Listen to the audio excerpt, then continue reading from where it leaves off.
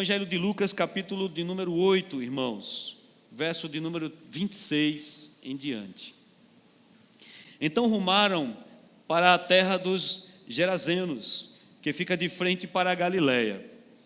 Logo que Jesus desembarcou, veio da cidade ao seu encontro um homem possuído de demônios, que havia muito não se vestia, nem habitava em casa alguma, porém vivia nos túmulos.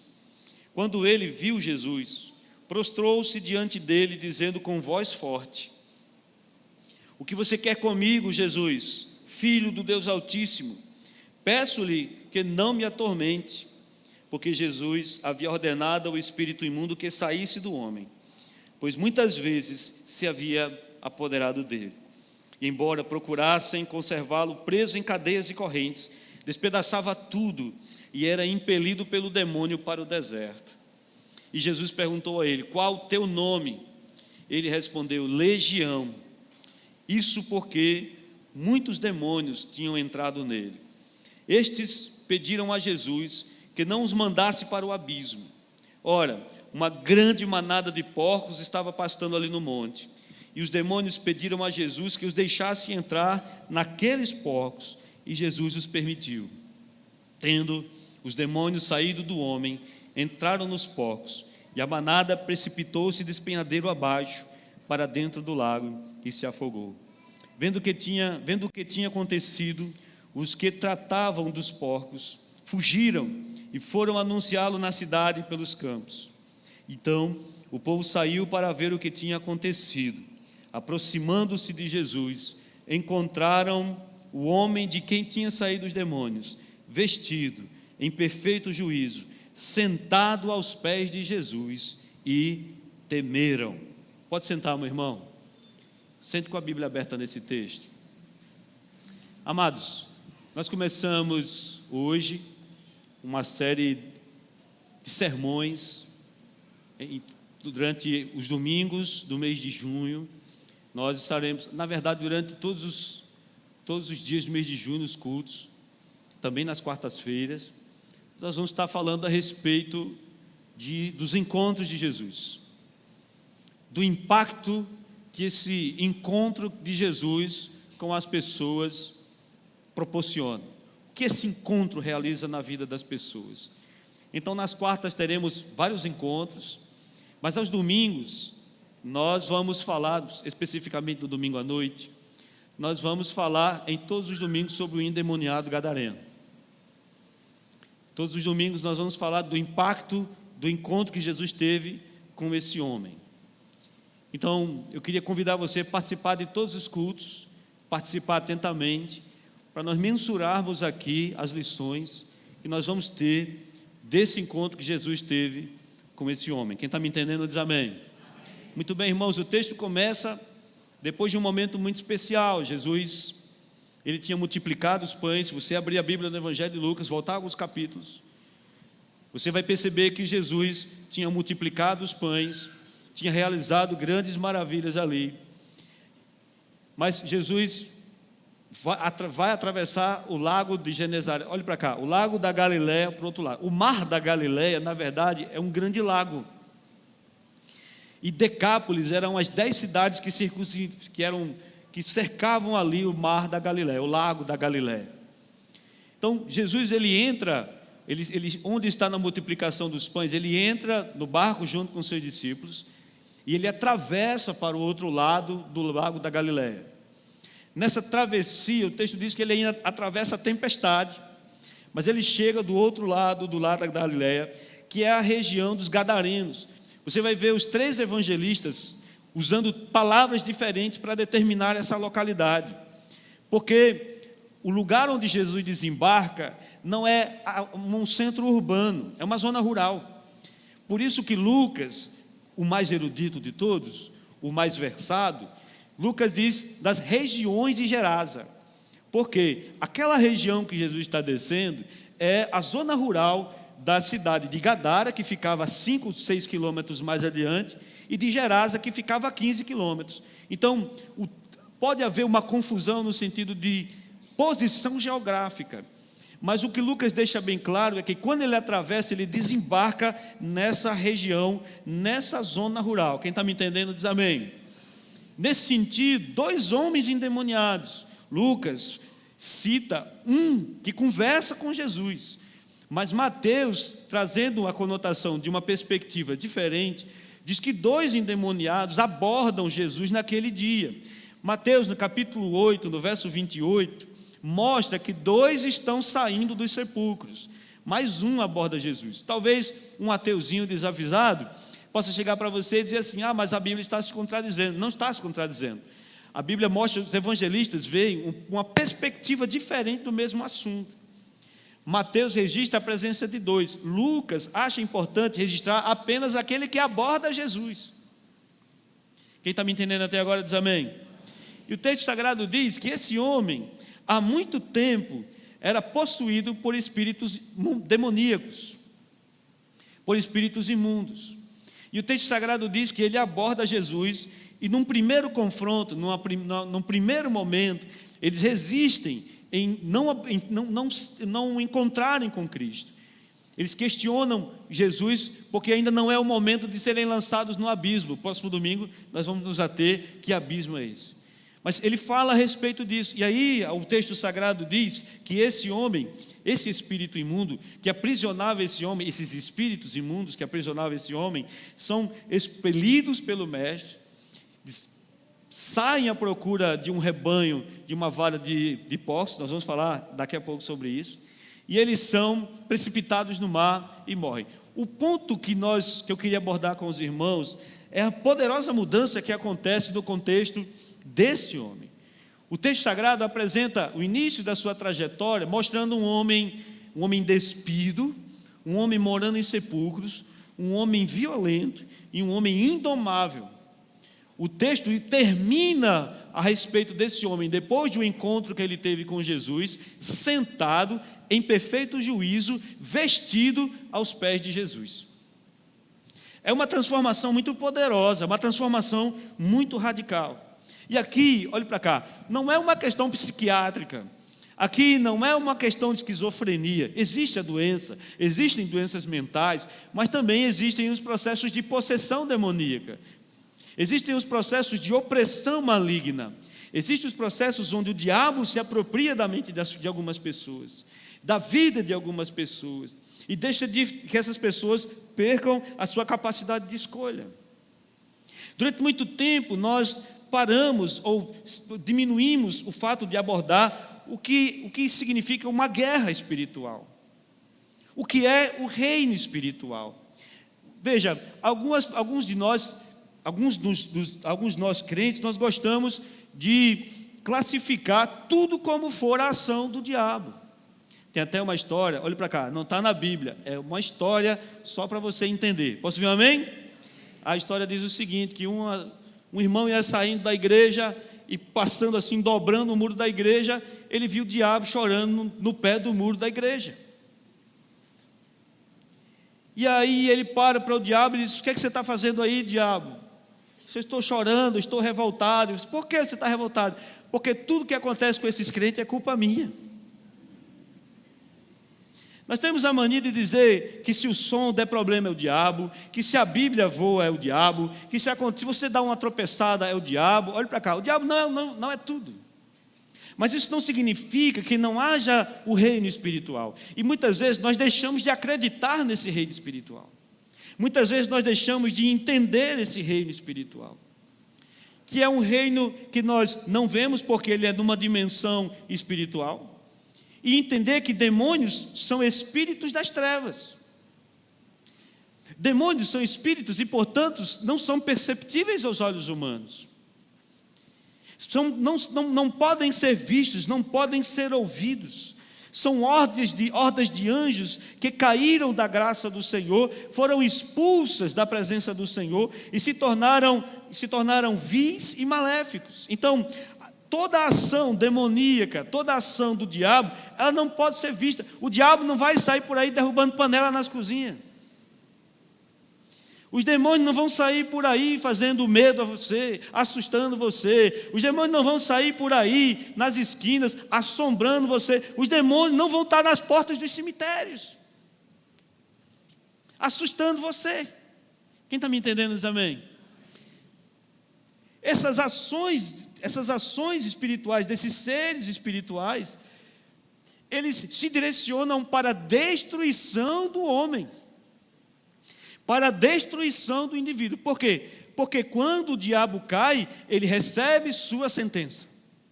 O diabo é o único ser, junto com os demônios, que estão condenados. Para todos os outros seres sobre a terra, ainda há espaço para arrependimento, mas não há espaço para arrependimento e perdão para o diabo e seus demônios.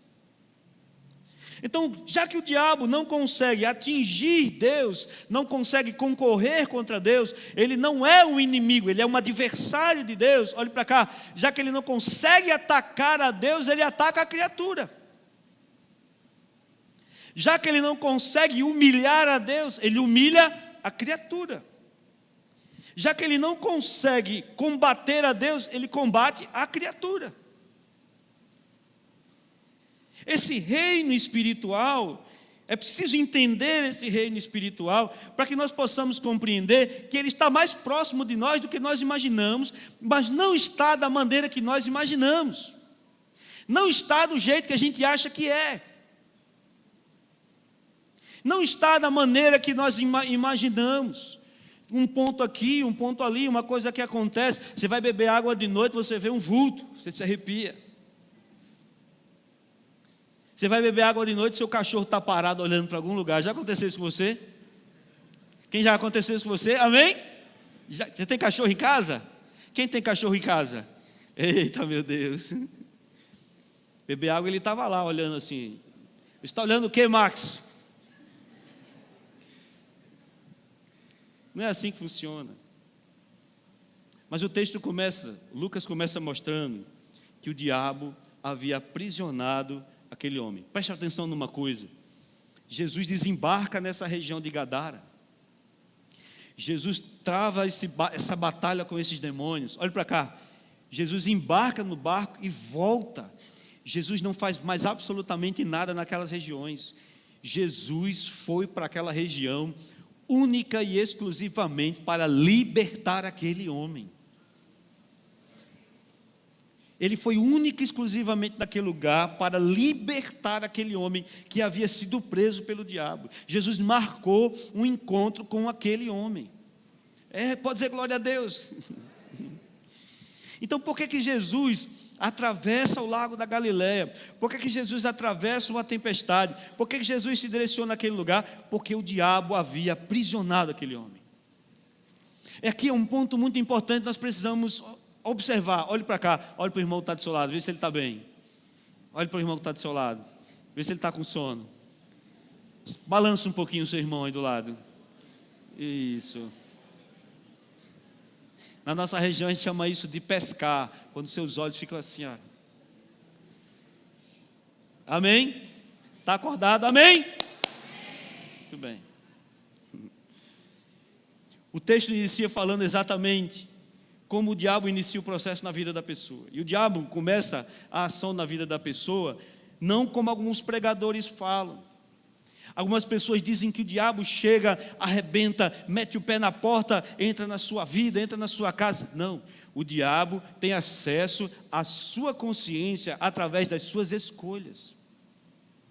As escolhas que você realiza cotidianamente.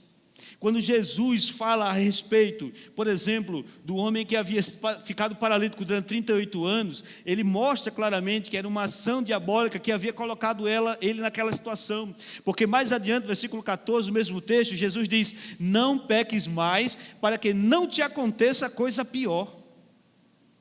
Jesus diz que quando ele expulsa um espírito demoníaco de alguém, e essa pessoa não ocupa a sua mente, o seu coração com qualquer coisa que seja de Deus, a casa fica vazia, o demônio que foi expulso, ele vai, vaga, volta e ele traz mais outros com ele, e o estado daquela pessoa é pior do que era antes. Quem está me entendendo diz amém. Essa possessão, ela não é repentina, ela começa pelas escolhas. Porque a ação do diabo vai assumindo cada vez mais dentro da nossa consciência espaços e vai ocupando a nossa vida metro a metro. A nossa vida não, a vida de quem escolhe, metro a metro. São escolhas, porque o diabo ele não tem a capacidade de forçar ninguém a fazer absolutamente nada. Mas o diabo ele tem a habilidade de sugestionar, de influenciar e de fazer com que você saia do caminho. Tropece do caminho, saia do caminho da graça. Por isso que o capítulo de número 22 a 24 de Números traz a história, olhe para cá, muito emblemática de um homem chamado Balaão. Pedro fala sobre a doutrina de Balaão, que é diabólica. Apocalipse fala da doutrina de Balaão, que é diabólica. Que doutrina é essa? É colocar tropeços diante do povo de Deus. É colocar opções dentro do nosso caminho, para que você saia do caminho e perca e busque um atalho. Então o diabo não vai arrancar o indivíduo do caminho, mas ele vai sugestionar através de tentações que você busque sair desse caminho para usufruir dos prazeres que tem lá fora. Por isso que a possessão ela não é repentina. O sujeito está aqui, os filmes de terror que algumas pessoas assistem, eu não gosto de filme de terror, mas filme de terror, um toca no outro, é possuído pelo diabo. Um toca no outro, é possuído pelo diabo. São feitos de maneira gradativa e através de escolhas, sugestionando a pessoa a ir cometendo erro, a ir se afastando de Deus. Quanto mais se afasta de Deus, mais há espaço para o diabo operar. O que aconteceu com Eva, irmãos? O diabo arrancou Eva da presença de Deus? O diabo arrancou Eva da presença de Deus? Não, ele sugestionou.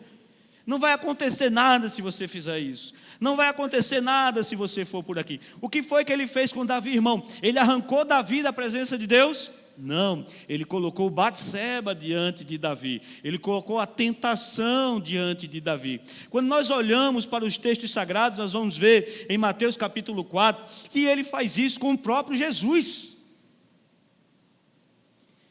Mateus capítulo 4, quando Jesus está no deserto, orando e jejuando por 40 dias e 40 noites, o texto diz que Satanás aparece para ele e começa a tentar Jesus. Ele começa a sugestionar a Jesus: você está com fome? Transforme essa pedra em pão. Você é filho de Deus mesmo? Jogue-se daqui para baixo. Eu quero oferecer um caminho mais fácil para você. Quem está me entendendo até agora, diz amém, irmãos. Essas escolhas vão abrindo portas na sua mente, na sua consciência e na sua alma. Essas escolhas vão abrindo espaço. E como uma guerra espiritual acontece, ele vai ocupando cada vez mais espaço na vida das pessoas. Por isso que Paulo escreve aos Efésios, no capítulo 4, verso 27, ele diz: não deis lugar ao diabo. Não dê oportunidade ao diabo. O texto não entra em detalhes de como esse homem chegou nessa situação. Mas o Lucas diz que quando Jesus pergunta seu nome, ele fala legião, porque somos muitos. Olhe para cá, uma legião romana era composta por 6.000 soldados. Podemos não afirmar categoricamente que havia 6.000 demônios apossados na vida daquele homem, mas olhe para cá, mas sim havia uma grande quantidade de demônios atormentando a vida daquela pessoa, tirando de forma completa qualquer plano que havia na vida dele. Quem está me entendendo diz amém.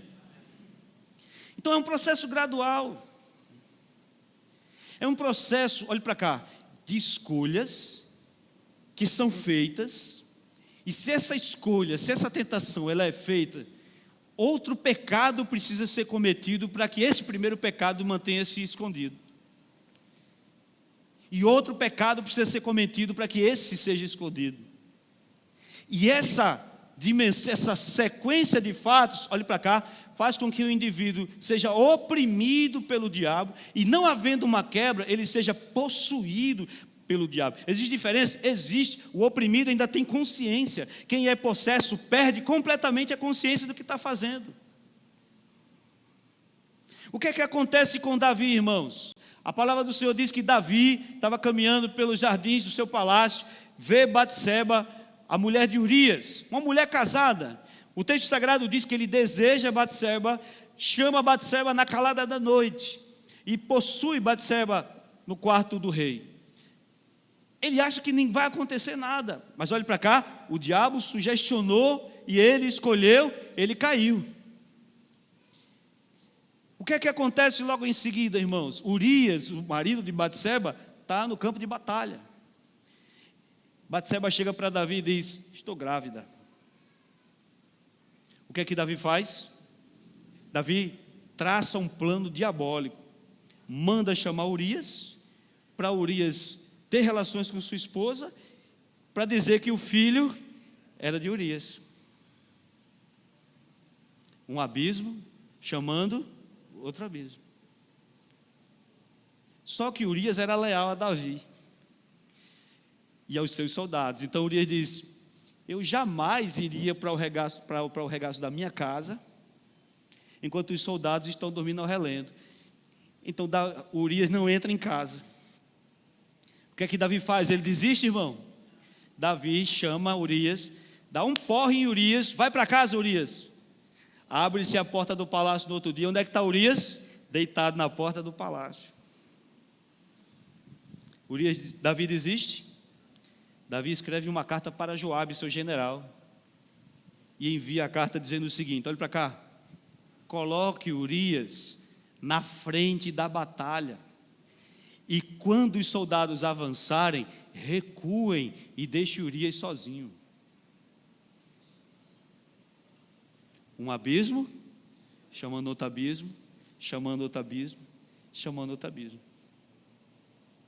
Quando o diabo sugestiona, e a pessoa cai no que o diabo sugestionou, ele vai precisar de mentiras subsequentes para cobrir o erro que ele cometeu. Um abismo vai chamando outro abismo. Se esse ciclo não for quebrado, a opressão vira possessão. Por isso que sem demora, olhe para cá, sem demora, Deus envia Natã ao palácio. O profeta Natã vai até o rei Davi e destrói o ciclo maldito que estava caminhando sobre a vida de Davi. Natã expõe o pecado de Davi. Davi cai em si. Olhe para cá, até aquele ponto Davi não tinha consciência que o diabo estava brincando com ele. E assim acontece com muitos de nós. Tem muitas pessoas que acham que estão livres do diabo porque elas não caem babando, porque elas não têm isso, porque elas não... Mas essas pessoas, olhe para cá, elas estão sendo atormentadas porque fizeram escolhas erradas. E essas escolhas precisam de outros erros para encobrir o primeiro erro. Elas são oprimidas porque o erro, ele tem medo que o erro seja exposto. Então ela vai nesse processo contínuo até que ela perca o controle por completo da sua vida. Ela perca o controle completo da sua existência.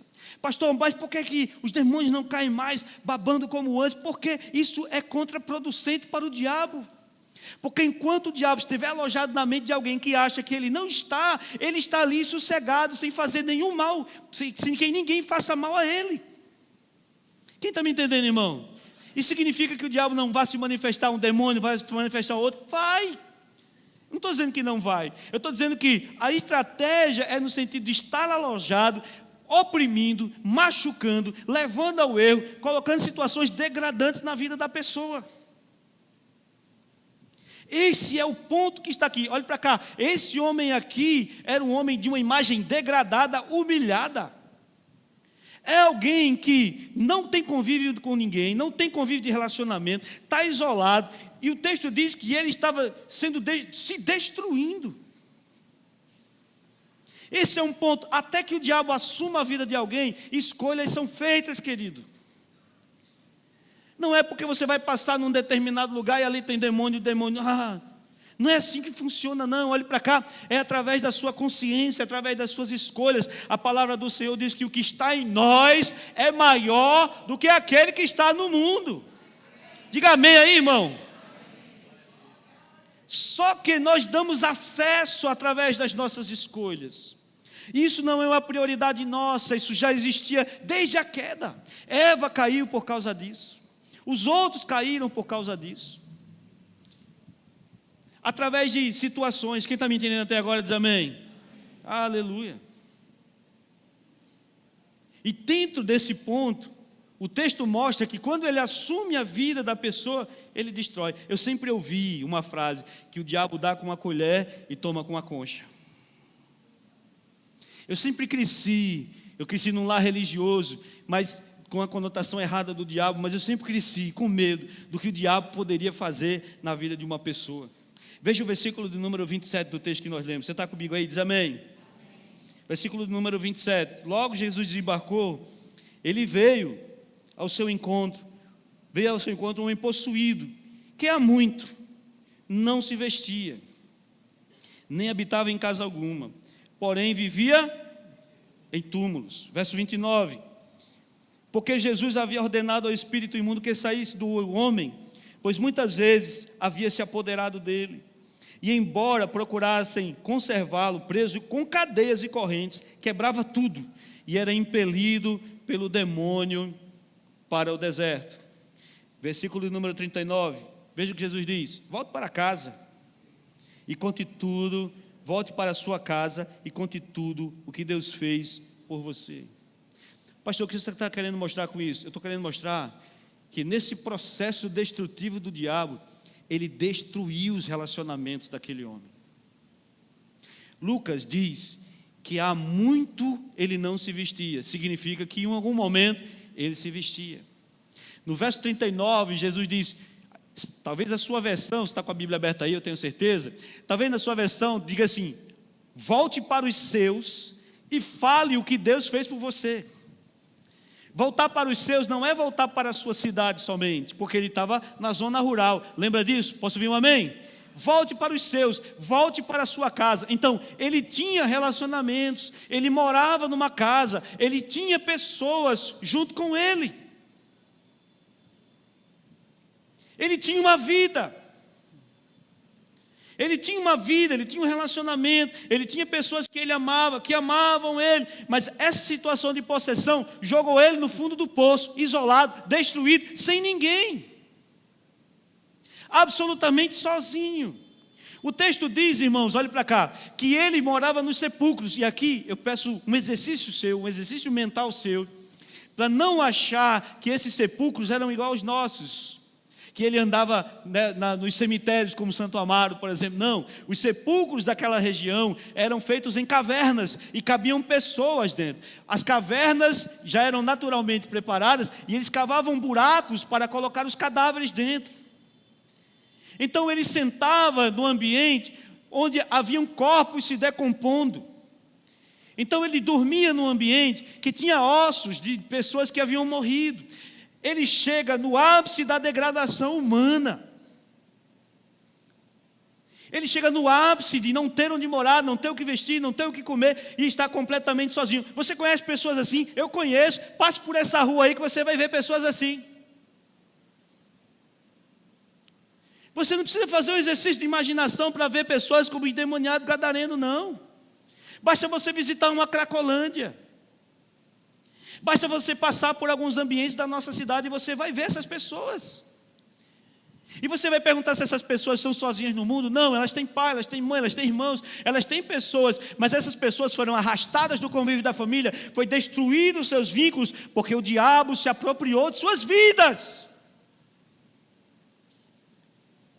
O texto é bem claro, irmãos: dormia ao lado de corpos, dormia ao lado de ossos, um ambiente fétido. O texto mostra, irmão, que a partir de algum momento, as pessoas se afastavam dele. Olhe para cá, sabe qual é a primeira coisa que o diabo faz numa situação onde ele está se apropriando da vida de alguém? É isolar essa pessoa. Ele isola essa pessoa.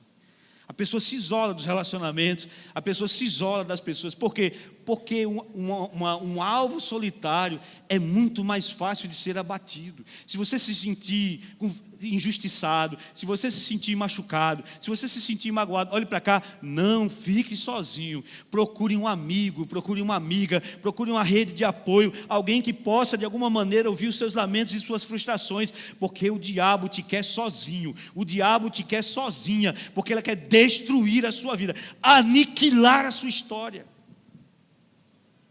acabar com qualquer projeção de glória de Deus em sua vida. Você conhece alguém assim?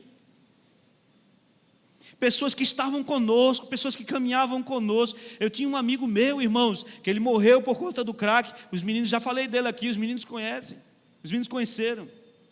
Um menino forte, o mais forte de todos os irmãos, um menino bonito, um menino jovial, um menino que tinha a vida inteira pela frente, foi se isolando por causa da droga, foi se isolando por causa do inimigo, foi se isolando a ponto de um dia, nós estávamos na calçada da minha mãe, ele passar só de bermuda, descalço, drogado, sem conhecer, sem ter noção de nada, ele chegava a defecar na rua, irmãos.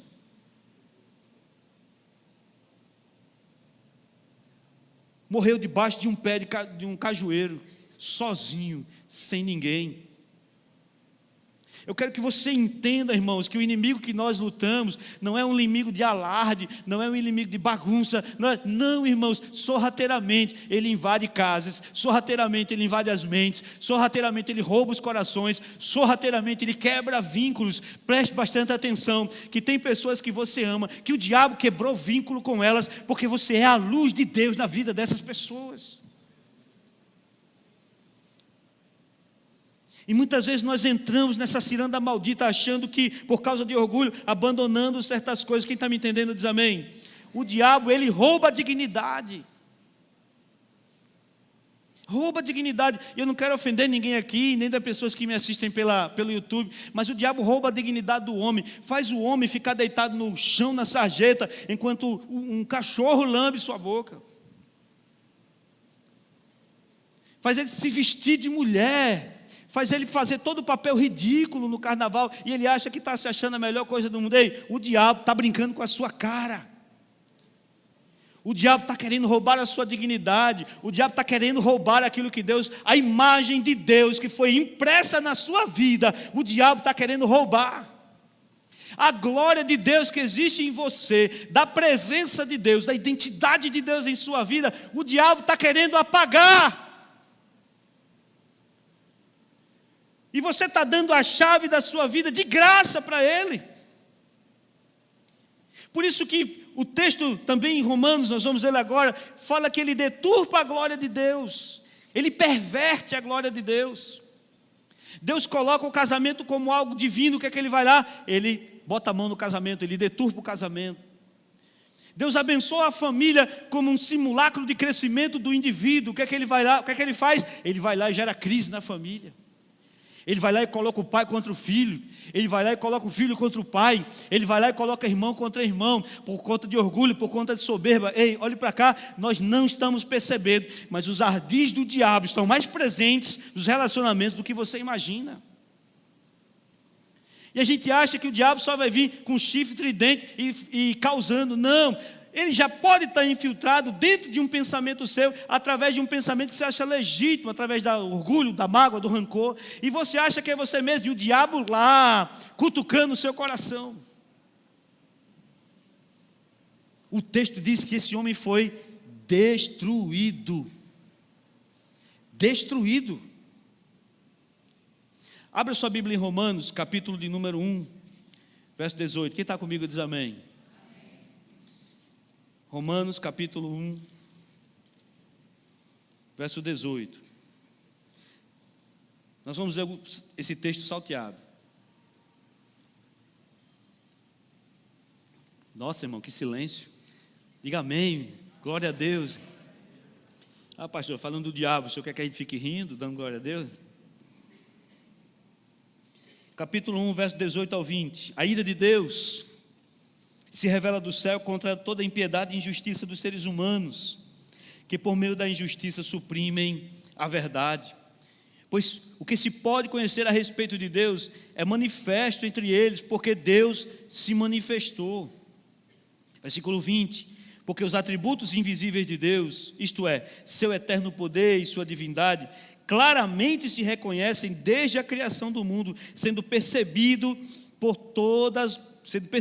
por meio das coisas que Deus fez. O que é que Paulo está dizendo? Deus é invisível, mas se revela a todas as pessoas. Todo mundo sabe que Deus existe. Até o ateu. Eu estava vendo um vídeo esses dias, acho que é 25 ateus contra um crente assim. É esse o vídeo, o título? É. Aí os sujeitos, o seu Deus, o seu Deus, o seu Deus. O pastor diz, olha, sua crise não é de ateísmo. Sua crise é para entender qual Deus você serve. Você está dizendo que Deus, você está acusando Deus, então Deus existe. Deus existe. Mas veja o que Paulo continua, agora do verso número 28. E por haverem desprezado o conhecimento de Deus. O que é que ele diz no texto que nós lemos até o verso 20, do 18 ao 20? Todo mundo sabe o que Deus existe. Todo mundo sabe o que Deus quer. Todo mundo sabe o que Deus estabelece. Posso ouvir um amém? Mas, por haverem desprezado o conhecimento de Deus, o próprio Deus os entregou a um pensar reprovável, para praticarem coisas que não convêm. Estão cheios de todo tipo de injustiça, perversidade, avareza e maldade. Estão cheios de inveja, homicídio, discórdia, engano e malícia. São difamadores, caluniadores, inimigos de Deus, insolentes, arrogantes, orgulhosos, inventores de males, desobedientes aos pais. Paulo está dizendo de uma maneira bem clara que Deus revelou a sua glória. Mas o diabo, através de suas sugestões e de suas ações, perverteu na mente das pessoas exatamente isso. Então o que é que essas pessoas fazem? Elas dão espaço ao diabo. Algumas pessoas mandaram mensagens para mim, algumas pessoas entraram em contato comigo, dizendo que não concordavam quando eu falei que o amor de Deus era condicional. Porque nós cantamos que o amor de Deus é incondicional, que nós cantamos isso. Mas o que eu quis dizer, e eu repito para dizer agora, que existem condições de se continuar com Deus, é que Deus nos aceita do jeito que nós somos. Deus aceita-nos com nossas transgressões, com nossos pecados. Deus nos aceita até se você vier possuído de demônios. Mas a partir daí, Deus estabelece condições para que você continue sendo filho dele. Porque Deus dá condições para nós sermos seus filhos. Aleluia, posso vir glória a Deus, irmão? Porque o texto é bem claro, os textos do Pedro escrevendo a sua carta, a sua primeira carta, ele diz que existem os filhos de Deus, mas existem os filhos do diabo. Existem os filhos do diabo, cheios de violência, cheios de maldade, cheios de malignidade, são sugestionados pelo diabo. E olhe para cá, todos nós pisamos, de alguma maneira, o primeiro degrau que esse gadareno pisou. Todos nós, em algum momento da vida, fomos sugestionados pelo diabo, demos as costas para Deus e seguimos alguns desejos da nossa vida. Mas Deus, em sua infinita graça e misericórdia, enviou um profeta, assim como enviou Natã a Davi, olhe para cá, e resgatou-nos do caminho que nós estávamos indo. Deus freou a desgraça que estava reservada para a sua vida. Deus Deus quebrou a calamidade que estava sobre sua vida. Deus quebrou o ciclo maldito que estava projetado para a sua vida. Deus quebrou a maldição que o diabo projetou para a sua vida. Aleluia! E isso não foi por merecimento. O fato de você estar aqui hoje, o fato de você estar me ouvindo, o fato de você estar sentado aí, lavado, remido pelo sangue do Cordeiro, com plena consciência das suas escolhas, é que um dia Deus quebrou o ciclo maldito que estava estabelecido sobre a sua vida. E não importa de onde você veio, de onde você estava, todos nós estávamos no mesmo caminho. Em algum estágio desse processo, olhe para cá, Deus visitou você. Em algum estágio desse processo, Jesus atraiu você. Aleluia! Pode dar glória a Deus mesmo, irmão? Porque se Ele não tivesse atraído hoje, talvez você não tivesse sentado aqui hoje e a sua alma já estivesse condenada ao inferno. Porque o desejo do diabo para a sua vida é destruir a sua vida, aniquilar a sua trajetória, acabar com os seus relacionamentos, humilhar você até onde ele puder e depois matar você. Porque ele tem ódio pela criação de Deus, ele tem aversão pela criação de Deus. Você me entende? Diga amém. Por isso que no versículo de número 27, vai lá comigo. Logo que desembarcou, veio da cidade ao seu encontro,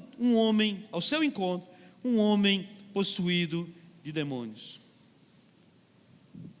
Aqui é um ponto muito importante. A libertação, olhe para cá, a libertação começa com Deus. Não é conosco. Não é conosco. Não adianta nós acharmos que a nossa oratória vai tirar alguém lá das trevas para a graça de Deus. Nós não vamos conseguir. Não é a nossa lábia, não é a nossa capacidade de oratória. Você me entende? Diga amém. Não é. O texto diz no verso 27 que quando Jesus, olhe para cá, quando o barco de Jesus encostou na areia, Jesus botou o pé naquela cidade, naquela terra, olhe para cá, Deus trouxe o endemoniado lá de onde ele estava para se encontrar com Jesus. Pastor, foram os demônios? Não. Porque quando nós olhamos para o texto, nós vamos ver que os demônios nem percebem que estão indo ao encontro de Jesus. Quando eles estão diante de Jesus, eles dizem: que temos nós contigo? Ou você acha que os demônios queriam cruzar com Jesus ali? Queria, irmão? Não queria nada, irmão. Não queria. Mas Deus atrai o homem à revelia dos espíritos imundos, à revelia do trajeto do diabo. Isso significa que talvez o diabo esteja tentando oprimir sua vida, mas Deus fez você sentar diante dessa tela no YouTube, mas Deus trouxe você até aqui hoje, para que da mesma maneira que Ele quebrou o ciclo maldito sobre a minha vida, Ele quebre o ciclo maldito sobre a sua história. Você nem percebeu que viria. Você nem percebeu o que estaria acontecendo. Você não sabia que eu ia falar isso. Aquele que lhe oprime não sabia o que eu ia falar isso. Por isso que no livro de Lucas, Evangelho de Lucas, capítulo 11, verso 21. Vamos ler esse texto, irmão, rapidinho? Está acabando meu tempo. Capítulo 11 do Evangelho de Lucas. Versículo de número 21.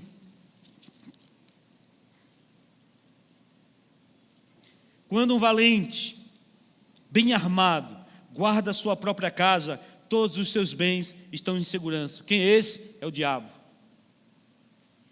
Aqueles que são do diabo são guardados, porque ele é o valente. Mas veja o que o texto diz. Mas, Jesus está falando isso. Se aparece um mais valente do que ele, vence ele, tira a armadura que confiava e reparte os seus despojos. O diabo pode até ter mais força do que nós, mas aquele que está acima de nós tem mais poder do que o diabo. Posso ouvir um amém, irmãos? Aleluia. Ele atraiu. Ele me atraiu para trabalhar num espaço onde havia um crente em Jesus. Ele atraiu você para estar nesse culto nessa noite. Ele atraiu você para estar assistindo esse vídeo nessa noite. Nada é aleatório, nada é por coincidência. Deus trabalha de maneira funcional. Ele estabelece como quer, Ele faz como quer e Ele atrai. Olhe para cá, os demônios se curvam à presença dEle, porque Ele é o libertador. Mas eu não estou, pastor, eu não estou possuído de demônios. Mas pode ter certeza que o diabo odeia você. E que é apenas uma oportunidade para que sua vida seja aniquilada e destruída. Você não está me ouvindo nessa noite por acaso. O que está acontecendo em parte na sua vida é o diabo buscando uma oportunidade para entrar na sua vida. É o diabo buscando uma oportunidade para assumir o controle da sua vida. Não dê lugar ao diabo. Não dê oportunidade. Porque uma porta aberta é suficiente para que toda a destruição aconteça. Quem está me entendendo até agora diz amém? Amém. Deus oferece uma oportunidade.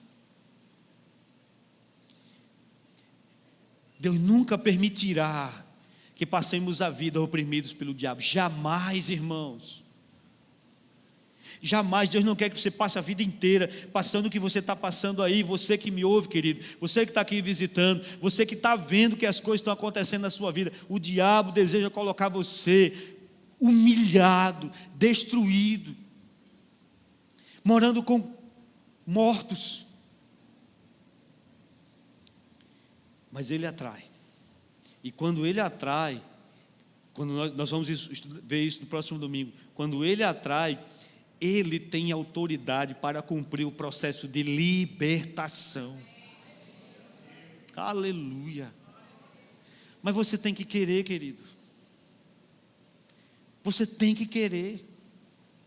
O texto diz que quando os homens vêm, chegam lá onde Jesus está e encontram, veja, irmão, olhe para cá, os gadarenos, quando chegam, os cuidadores dos porcos, saem falando que Jesus expulsou demônios. Muitas pessoas correm para ver o que estava acontecendo e viram aquele homem que bagunçava tudo, sentado, vestido, em perfeito juízo. Irmão, quando a gente vê isso, o que é que a gente tem que fazer, irmão? A gente tem que dar glória a Deus. As pessoas têm que dizer: Deus fez um milagre nessa vida, Deus está presente nessa vida. Eles rejeitaram Jesus. Sai daqui, sai daqui, sai daqui. Não queremos você conosco. Deus vai fazer uma libertação poderosa na vida de muitas pessoas. Mas algumas pessoas voltarão para o lixo. Voltarão para a lama. Pedro, escrevendo a sua epístola, ele fala dessas pessoas. Pode ser não muito agradável a palavra que vai estar na Bíblia. Pedro diz que tais pessoas são como um cão que torna o vômito e um porco que volta à lama. O estado dessas pessoas é infinitamente pior do que o estado que ele tinha quando Jesus se encontrou com eles. Eu não sei em que estágio você está na sua vida, você que está me vendo, você que está me ouvindo, você que está visitando. Eu não sei se você está no estágio do sugestionamento, quando o diabo fica só soprando o que você deve fazer. Eu não sei se você está no estágio da opressão, quando você já caiu no primeiro degrau e o diabo fica ali lhe humilhando para que você faça mais coisas, senão ele vai revelar o seu pecado. Ou se já está no estágio de possessão, quando você não tem mais nenhum tipo de escolha e o diabo escolhe o que vai fazer da sua vida. Mas a palavra do Senhor falada aqui nessa noite diz que o mais valente está aqui nessa noite para quebrar os ciclos de maldição que o diabo projetou contra a sua vida. Se você desejar isso hoje, eu quero convidar o louvor para me ajudar aqui. Se você desejar isso hoje aqui, Deus pode quebrar esse ciclo hoje. Uma palavra de Deus pode fazer com que todo o ciclo se quebre nessa noite, em nome de Jesus. Posso ouvir um amém? Se coloque de pé aí, meu irmão. Da mesma maneira que que Cristo atraiu aquele homem naquele momento, Jesus atrai você aqui. Foi o Senhor que te trouxe a esse lugar aqui nessa noite. Se você crê assim, diga amém. Foi o Senhor que te colocou diante dessa tela. E quando nós olhamos, e quando as pessoas olham para você, elas olham para você e veem uma pessoa sem nenhuma perspectiva, sem futuro nenhum, sem história nenhuma, destruída, acabada. Talvez suas escolhas levaram você para o fundo do poço. uma árvore cortada, uma árvore destruída. Mas como foi cantado, e nós vamos cantar de novo aqui, basta uma palavra do Senhor para que a árvore volte a ter vida, para que os planos de Deus se estabeleçam sobre sua casa, sobre sua família, e que você saia daqui nessa noite renovado, liberto para a glória do nome do Senhor. Curve sua cabeça e feche seus olhos. Cortaram árvore cheia de vida, cortaram. Enquanto nós cantamos, se você quiser vir até aqui, entregar a sua vida a Jesus, eu quero te convidar a vir até aqui hoje. Quero orar por você aqui hoje. Nós vamos orar por sua vida, impondo as mãos sobre você.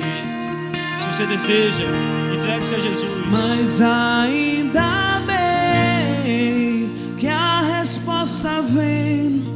Aleluia.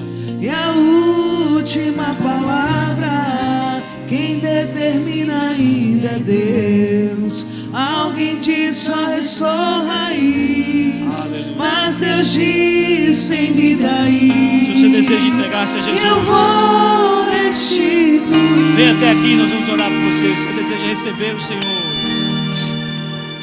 a esperança para a árvore cortada, primeira pessoa está aceitando Jesus. Novamente crescerá ao cheiro das águas, e se caso envelhecer, na terra só aí. Ouça a segunda pessoa. Ouça o cedro o Senhor te chamou nessa noite para isso.